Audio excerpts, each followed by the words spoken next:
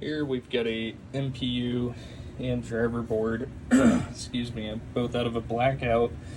And so MPU had an AMI 6808 installed, so I've went ahead and replaced that and resocketed it with a new 6802, which in return I have set up the board for the 6802, so we no longer need IC, don't remember the number of it, but we only need the one 6810 now, because we are using the internal memory that is built into the 6802. I have installed NVRAM, as well as obviously socketed that, replaced all three of the ROM sockets, replaced both male and female 40-pin interconnect, removed the old battery pack here, as well as replaced the two ICs that you can see here. These ICs have specific letters that are on them, so you have, like your HCs, your HCT, LS, F, and many other different variations of these chips, which are, they have different aspects or attributes to the chips there. So communicating across the whole entire board, if you have, a chip from the wrong family, you're going to run into issues a lot of the times there with swapping out those chips for the wrong part number. So I've corrected those. Sorry to spill on about that, but we've replaced the power input filter capacitor, as well as all the 0.156 headers here on the board as well.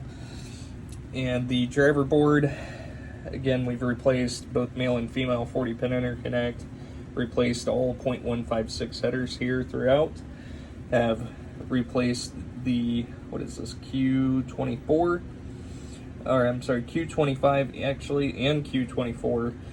This solenoid was locking on, which is solenoid number 6, so I would definitely check out the coil there in the game. Replace the power input filter capacitor as well, and we do have this thing already booted and set to free play there. So there is the high score to date and last game played, which is none. And let's go ahead and enter into test. So first test, we're going to cycle through all of the digits there, and that is all working correctly. And into the lamp test, and over into the solenoid test. So those two blue LEDs that are kind of blinding, that is the flipper enable relay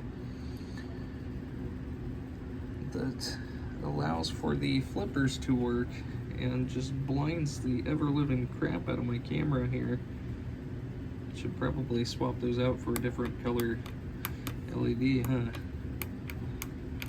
And so those top 6 switches, those are all the special solenoids there that are all computer controlled as well as switch driven there.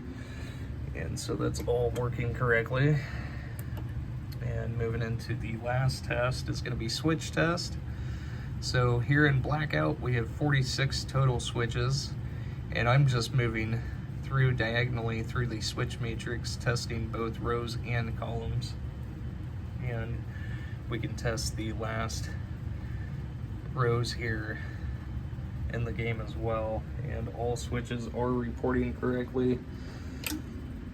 And again, like I said, I've got this thing set up to free play, so the coin lockout coil no longer comes on here with the System 6 boards when set to free play there, but everything is 100% good to go.